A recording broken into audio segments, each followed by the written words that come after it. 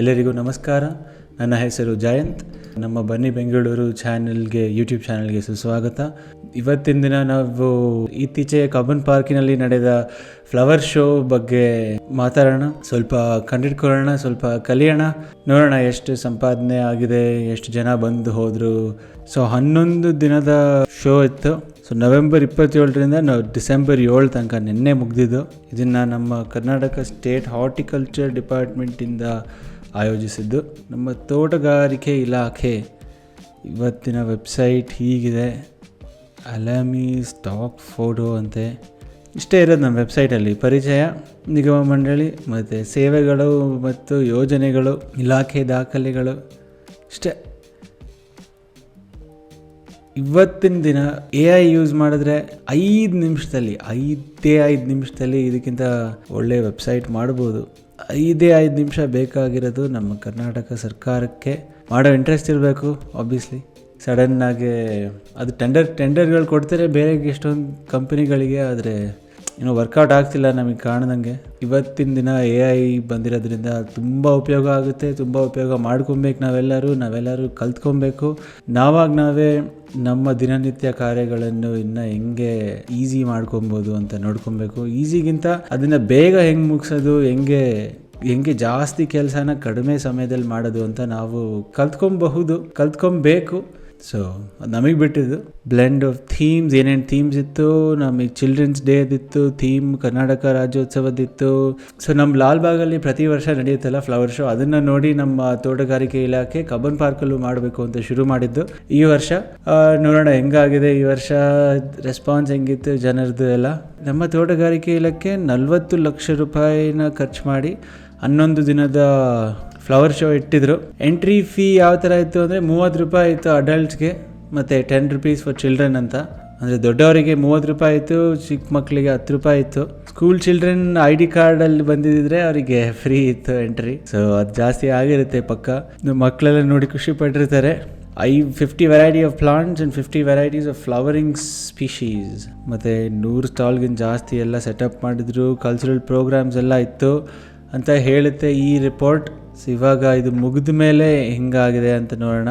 ಇದರಲ್ಲಿ ಬರ್ದಿರೋದು Cubbon park to host its 4th flower show in 155 years. Cubbon park ಶುರುವಾಗಿ 155 ವರ್ಷ ಆಗಿದೆ. ಇದು 4ನೇ ಬಾರಿ ನಡೆಸ್ತಿರೋದಂತೆ.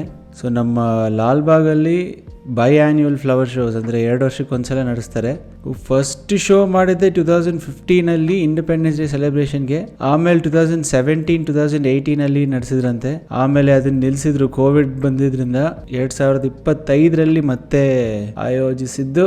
ಸೊ ಈ ರಿಪೋರ್ಟ್ ನೋಡಿದಾಗ ನಮಗೆ ಗೊತ್ತಾಗೋದು 6 ಲಕ್ಷಕ್ಕಿಂತ ಹೆಚ್ಚು ವಿಸಿಟರ್ಸ್ ಬಂದಿದ್ರಂತೆ. ನಮ್ಮ ಜನ ಹೋಗಿ ನೋಡಿದ್ದಾರೆ, ಖುಷಿಯಿಂದ ತುಂಬ ನೋಡಿರ್ತಾರೆ. ಮ್ಯಾಸಿವ್ ಕ್ರೌಡ್ಸ್ ಅಂತ ಹೇಳಿದ್ದಾರೆ. 3.25 lakh adults and 2.84 lakh children over it's 11-day run.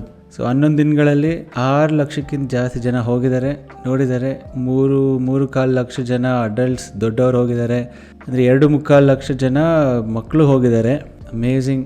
Peak day Sunday ನೆನ್ನೆ ಮುಗ್ದಿದ್ದು. ಒಂದೇ ದಿನ 1.25 ಲಕ್ಷ ಜನ ಹೋಗಿದ್ದಾರೆ ಕಬ್ಬನ್ ಪಾರ್ಕ್ ನೋಡೋದಕ್ಕೆ. ಕ್ರೇಜಿ. ಓಕೆ, ಟಿಕೆಟ್ ಸೇಲ್ಸ್ ಎಷ್ಟಾಯಿತು ಅಂತ ನೋಡೋಣ. ಸೊ 6 ಲಕ್ಷಕ್ಕಿಂತ ಜಾಸ್ತಿ ವಿಸಿಟರ್ಸ್ ಹೋಗಿದ್ರು. 61 ಲಕ್ಷ ರೂಪಾಯಿ ಬಂದಿದೆ ಟಿಕೆಟ್ ಸೇಲ್ಗಳಿಂದ ಮಾತ್ರ. ಸೊ ಆಲ್ಮೋಸ್ಟ್ ಆನ್ ಆವ್ರೇಜ್ ನೋಡಿದ್ರೆ ಒಬ್ಬೊಬ್ಬರಿಗೆ 10 ರೂಪಾಯಿ ಥರ ಬಿದ್ದಿದೆ. ಸೊ 61 ಲಕ್ಷ ರೂಪಾಯಿ ಮಾಡಿದೆ ನಮ್ಮ ಕರ್ನಾಟಕ ರಾಜ್ಯ. ಇದರಿಂದ ಸರ್ಕಾರ 40 ಲಕ್ಷ ಹಾಕಿ 60 ಲಕ್ಷ ಬಂದಿದೆ. ಅಂದರೆ ಇದರಲ್ಲೂ ಚಿಕ್ಕ ಮಕ್ಕಳಿಗೆಲ್ಲ ಫ್ರೀ ಇತ್ತು. ಸೊ ಅವರು ತುಂಬ ಖುಷಿಯಾಗಿ ನೋಡಿರ್ತಾರೆ, ಎಲ್ಲ ಎಂಜಾಯ್ ಮಾಡಿರ್ತಾರೆ ಅವರೇ.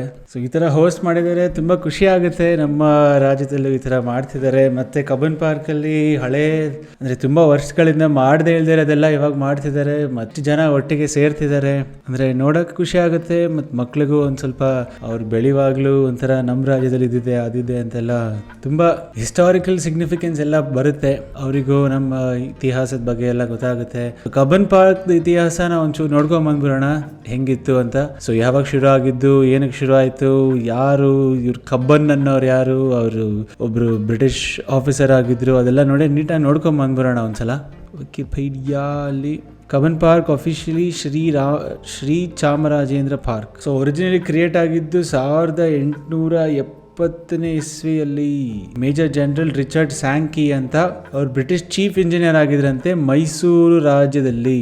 ಅವಾಗ ಮೈಸೂರು ಸ್ಟೇಟ್ ಅಂತ ಇತ್ತು ನಮ್ಮ ಕರ್ನಾಟಕ ರಾಜ್ಯ.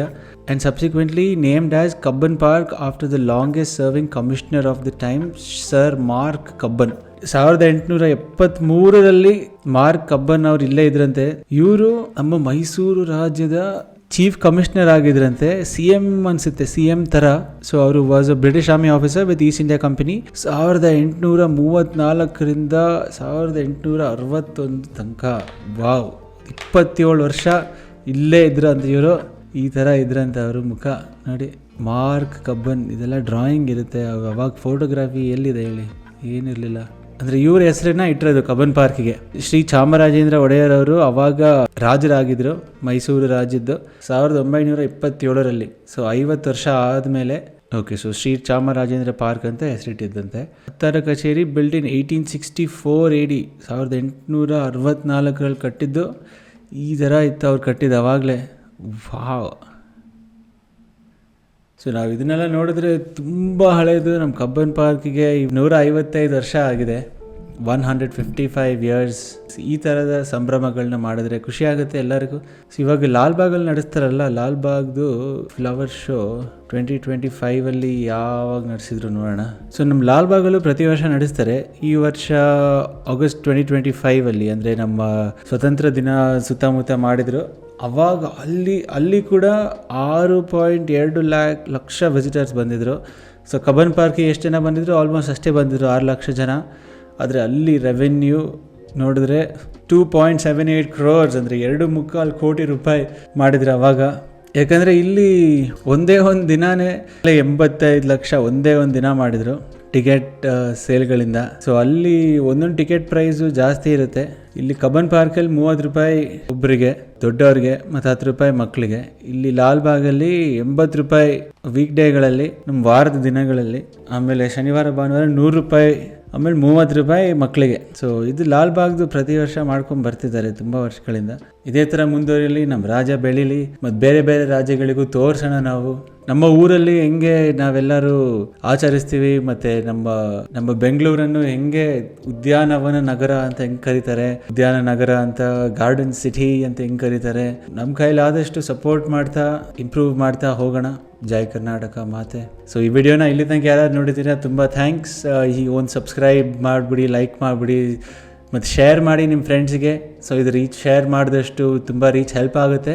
ಮತ್ತು ಹೀಗೆ ಸಪೋರ್ಟ್ ಮಾಡ್ತೀರಿ, ಇನ್ನೂ ಒಳ್ಳೊಳ್ಳೆ ವಿಡಿಯೋಸ್ ಹೀಗೆ ತರ್ತೀವಿ ನಿಮಗೆ. ನಿಮ್ಮ ಸಪೋರ್ಟ್ ಹೀಗೆ ಇರಲಿ. Thank you so much. ಧನ್ಯವಾದಗಳು.